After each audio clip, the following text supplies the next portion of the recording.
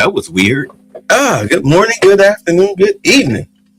Wherever this video finds you, welcome to Tick's special Sunday night show where the cartel done gone berserk.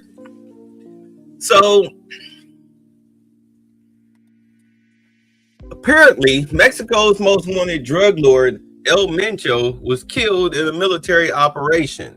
He had a $15 million bounty on his head, according to the BBC. All right. Mexico's most wanted man and the leader of the feared Jalisco New Generation, CJNG, drug cartel has been killed during a security operation to arrest him, the defense ministry has said. Let's see. Nemesio Eseguera Cervantes, known as El Mancho, died on Sunday as he was being taken to the capital, Mexico City, after being seriously injured in clashes between his supporters and the army. 4 CJNG members were killed in the town of Tapalpa, the central western Jalisco state. 3 army personnel were also injured. The U.S. has given Mexico information that assisted the operation. I'm not going to read all of this. Let's just get into. We'll let the news share this because oh wait, no, my glasses on. Matter of fact, yeah, let me just keep reading. Screw it. CJNG retaliated by setting cars alight, building roadblocks, and attacking security forces in 8 states. The U.S. State Department issued a shelter-in-place warning for U.S. citizens in the states of Jalisco, Tamaulipas, as well as some areas in Mojican, Guerrero, and Nuevo Leon. Mexico's President Claudia Sheinbaum Pardo later urged people to remain calm. In a post on X, she wrote that in most parts of the country, activities are proceeding normally. Yeah, that would probably be where the cartel hasn't struck yet.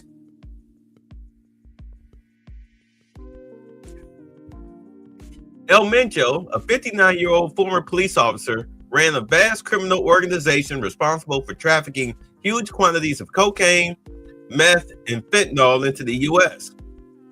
The U.S. State Department had offered 15 million or 11.1 million in euros reward for information leading to El Mencho's capture. In a statement, the Mexican Defense Ministry said the operation was planned and executed by the country's special forces. Aircraft from the Mexican Air Force and the National Guard were also deployed. It also said that several armored vehicles and weapons, including rocket launchers, were seized during the operation. Oh, my dude had a cachet. See, the U.S. had been providing information to Mexico that assisted its operation, the statement said. Eyewitnesses have felt plumes of smoke rising over several cities, including Guadalajara, and one of the host cities of the forthcoming FIFA World Cup. In the tourist hotspot of Puerto Vallarta on the Jalisco coast, potentially thousands of tourists are trapped in the resort because of the unrest. Throughout Sunday, there were reports of gunmen on the streets in Jalisco and elsewhere. The governor of Jalisco, Pablo Lemez Navarro, on social media advised residents of the state to adhere to a code red warning and stay in their homes. He also said that public transport was suspended in the state. U.S. carriers United Airlines and American Airlines, as well as Air Canada, have canceled flights to Puerto Vallarta and Guadalajara. A flight operated by Delta Airlines bound for Guadalajara from Atlanta was diverted to Austin, according to flight tracking site FlightAware. Former U.S. Ambassador to Mexico and Deputy Secretary of State Christopher Landau described El Mancho on social media as one of the bloodiest and most ruthless drug kingpins. He added that El Mencho's death was a great development for Mexico, the U.S., Latin America, and the world. Mike Vigil, former chief of international operations for the U.S. Drug Enforcement Administration, that would be the DEA, described the operation as one of the most significant actions undertaken in the history of drug trafficking. He was speaking to CBS, the BBC's U.S. news partner. The killing of El Mencho represents a victory for the Mexican president in her fight against the country's drug cartels. Excuse me. It also could strengthen her relationship with U.S. President Donald Trump, who has threatened to target the cartels on Mexican soil. Last January, Trump told Fox News that after targeting drug trafficking boats, we're going to start now hitting land, adding that the cartels are running Mexico. President Sheinbaum later responded by saying a U.S. troop deployment across the southern border was not on the table. However, if the security forces can't bring the situation under control quickly, the Mexican administration's victory may be overshadowed by the cartel's violent response. The Jalisco cartel has gained notoriety for a series of attacks on security forces and public officials. It has downed an army helicopter with a rocket-propelled grenade, killed dozens of state officials, and has even been known to hang the bodies of its victims from bridges to intimidate its rivals. Whew. The CJNG cartel, which had its original power base in Jalisco in 2010, is now present across Mexico. The US DEA considers it to be rivaling the powerful Sinaloa cartel, which has a presence in all 50 US states. That's what ICE is doing. But you know,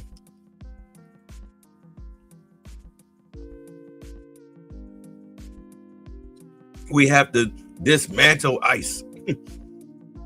CJNG is also a key supplier of drugs to the U.S., earning billions from fentanyl production. Since October 24th, 9,200 pounds of fentanyl has been seized in the U.S., according to figures published by U.S. Customs and Border Patrol in June 2025. Almost 96% was intercepted at the southwest border with Mexico.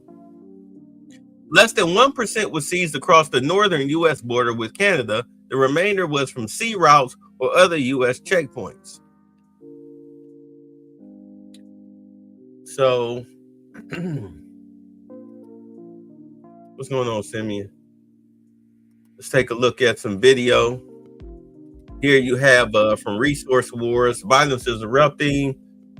The record 6.3 million tourists came to Puerto Rico last year. Now there's, I'm sorry, not Puerto Rico. Oh, all right. I guess that's what they mean, PR. All right, so let's get into it. Gente más. Corre, corre, corre, corre, corre.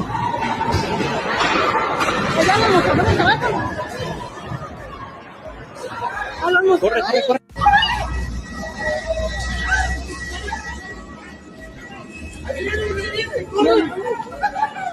These are the airport employees. They running for their lives. They getting the hell up out of that airport. You hear the siren in the back? Hear that siren? Cuidado, cuidado.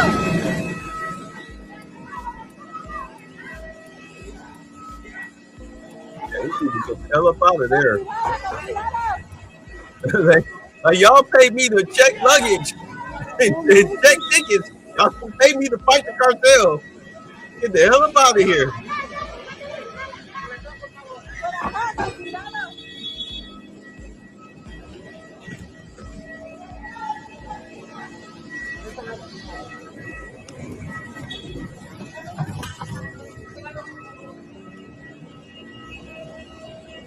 Yeah, they running out of there out through the parking garage. Wherever you can get out at, let's go. They on the tarmac. They got them folks on the tarmac. Hold on.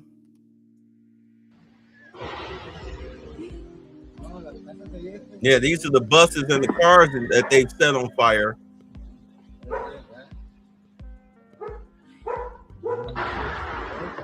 Can y'all see that? Hold on.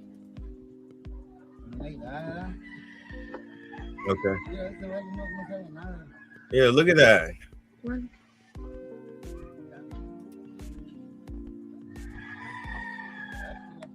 They are not messing around. Hold on, I got another one for y'all. Hold on. These were tourists that were they were trapped on the top of the hotel, trapped on the roof.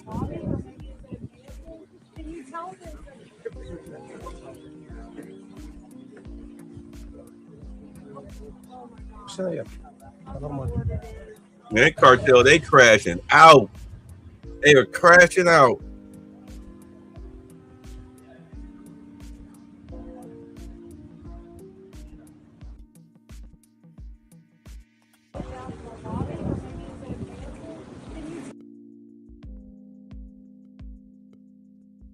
Is this new?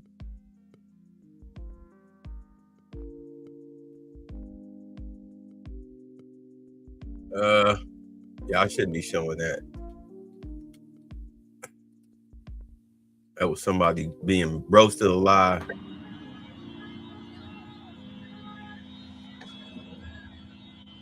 And then, hold on. What did it say? It says here, these Mexican cartels are literally destroying civilian areas all over Mexico after a cartel kingpin, El Mencho, was taken out by Mexican U.S. Special Forces. Hey, Mexico, now be the time to ask for U.S. military support to wipe out all the cartels for good. And I think this is them. They burned. I think they burned the car up there. They burned the car up in front of a Costco. Several cars. Back. Look at that. Several cars, all in the parking lot. Verga, loco. That sounds like gunshots. Chica tu madre.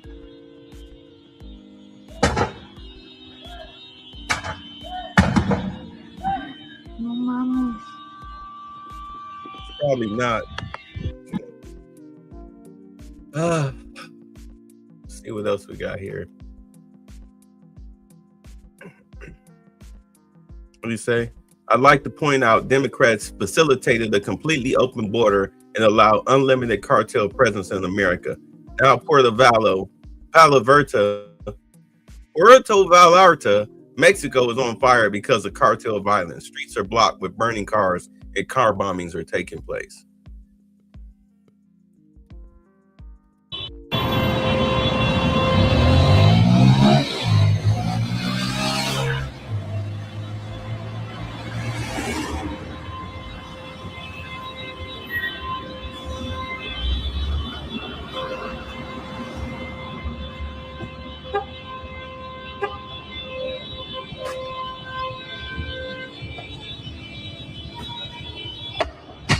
But you know, the Democrats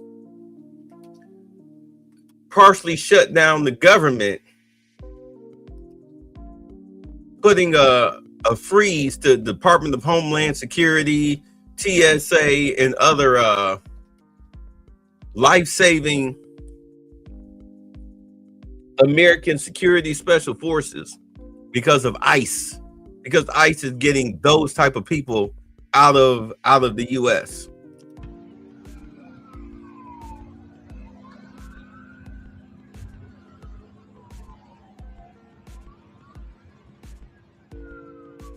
It should be no more talk. Should be no more talk. Trump needs to somehow do some type of special powers to get DHS and everybody else their goddamn funding. There's no way in hell that a political party should not only be able to shut down national security, but it shouldn't even be on the table.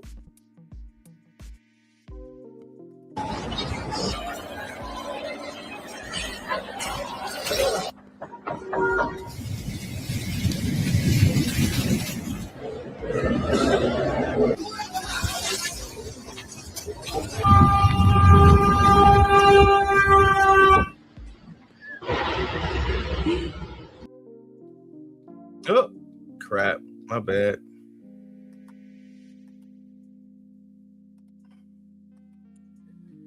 Yeah, Nick Sorter, he said, remember, Democrats have been fighting ruthlessly for years to bring these cartel terrorists into our country and keep them here. This is exactly why ICE's mission is so freaking essential.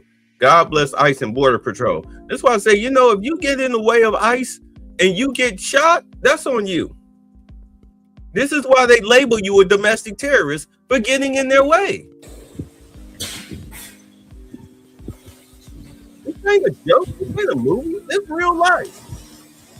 And these same people So are everybody running is around. being told to leave the area right now. Here on the beach, the tiki bar is being cleared out. All of these things are being cleared out. It's being roped off right now. They're asking that everybody vacate the area and leave immediately. You can see the smoke. I don't know if you can, the smoke in the sky. But we were just walking on the beach and we saw smoke everywhere. And we're being informed that there's major cartel violence happening right now all over Puerto Vallarta. Apparently, they've captured a top-ranking cartel member, and when that happens, all-out war happens. A number of cars have been set on fire, motorcycles set on fire. In fact, there were some attendees of Anarchapulco who were in a taxi cab. Taxi drivers are apparently targeted by the cartel. They were they had their car shot at. The taxi driver was murdered, and the car was set on fire. All of their luggage has been burnt, including their clothes and passports, in fact. So it's a pretty scary, dire situation right now. We're being told, do not go out at all. Do not walk in the streets. Do not get in a taxi or an Uber. Do not go to the airport. In fact, the entire airport may be shut down right now because of this cartel violence. I mean, we heard Trump mentioning a while back that he's going to go after the cartel in Mexico. Is this the beginning of that? Are we witnessing it live? I don't know, but everybody here has just been instructed to leave the area immediately. The entire beach here is being shut down. It's clearing out, and really intense situation going on here in Puerto Vallarta. So I'm gonna continue to document this as we do. You know what killed me? These people look at all of these smoke plumes and whatnot and everything, and they just Scooby-Doo, moseying their way to their rooms or whatnot like it's no big deal, until them four-wheeler trucks come rolling up on that sand. All of a sudden now it's time to panic. I mean, I'm not saying panic now, but try to understand the situation. You have roving gangs of cartel members just randomly destroying stuff, killing people and setting things on fire. They're having a serious meltdown. The worst type of tantrum somebody can have. It's like 100 school shooters were suddenly activated. And you walking around like it's nothing. And then y'all wonder why I be telling y'all, hey, you need to 2A yourself. You need to tool up, because you never know. We're gonna stay safe in our hotel.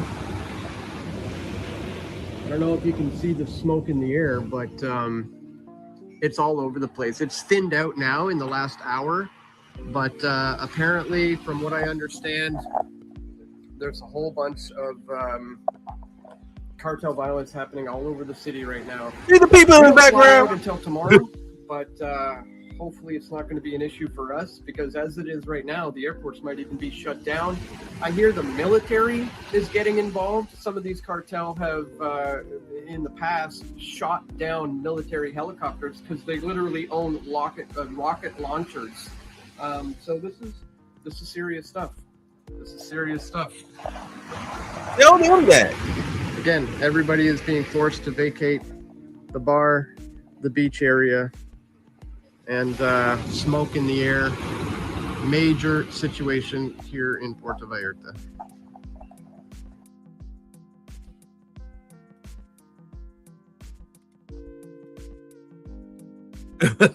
What's up, Detroit? Like they enjoying the crap out of Mexico. Yeah, they like, I don't care.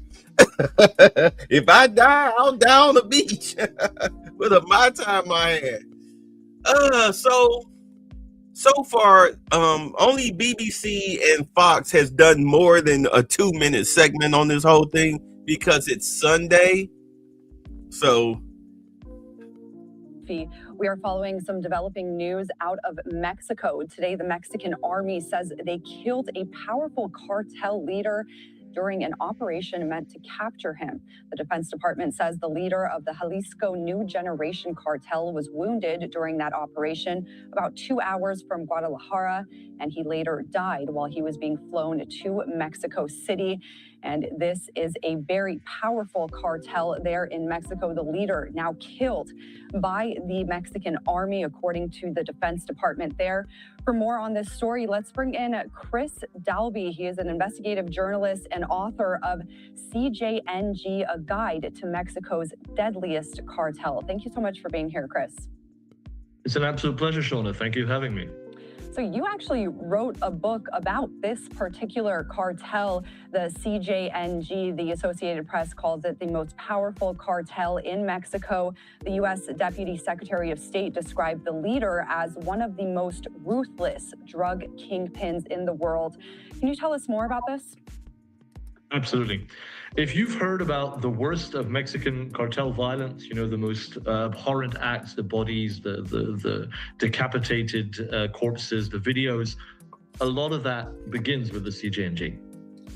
El Mencho is one of the most influential drug kingpins in the last 30 years.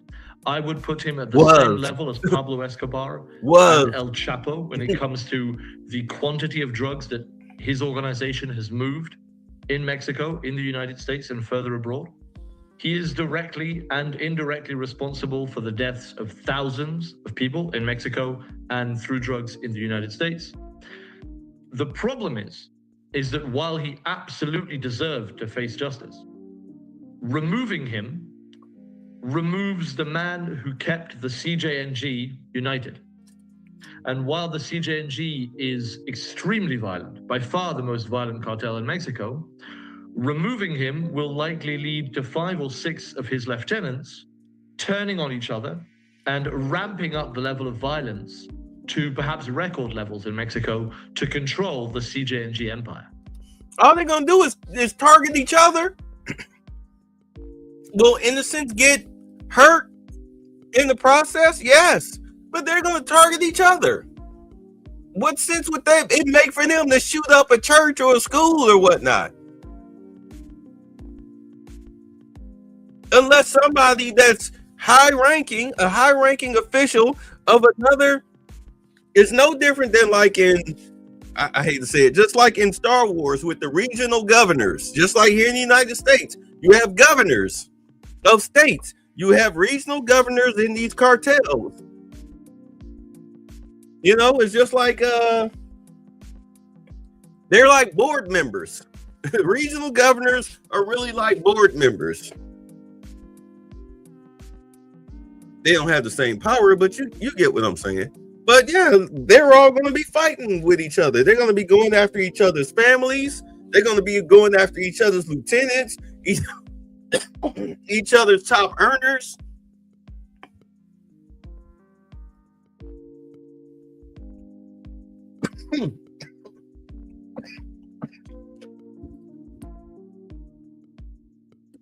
I say let them. I don't necessarily say let them do it, but if this is the consequence that you have to suffer, then let them do it. Let them do it. Y'all just pick up the pieces. Y'all just pick up the pieces. It's just like what was that? Bloody Valentine's Day or something up in Chicago. With the gang members, the rival gang members pretended that they were Chicago police officers, and they lined up that one cruise, lined them up against the wall and gunned them down. Yeah. Innocents aren't being hurt in this, at least not in situations like that.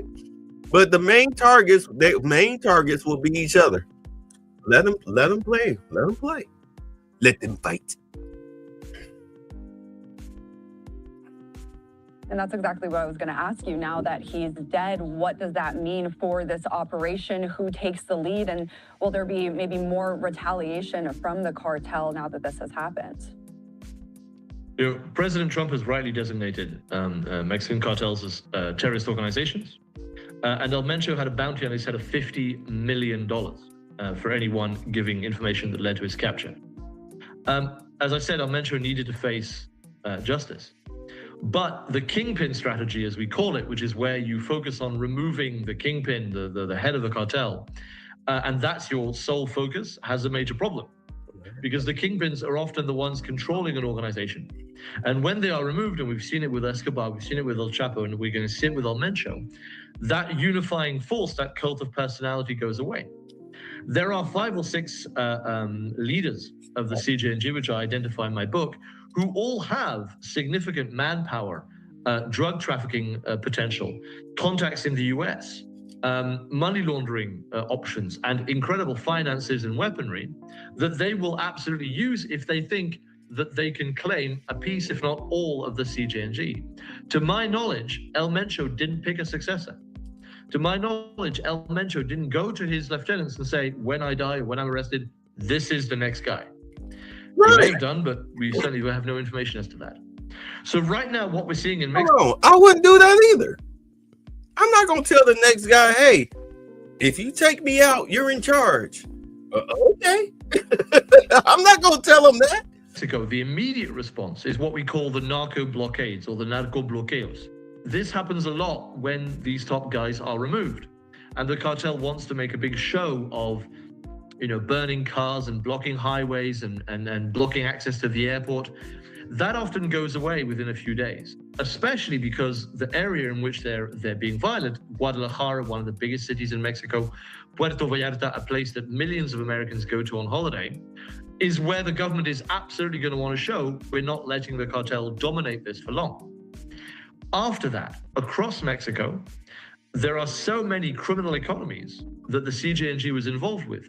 We're talking about tens of billions of dollars in criminal earnings that are now up for grabs.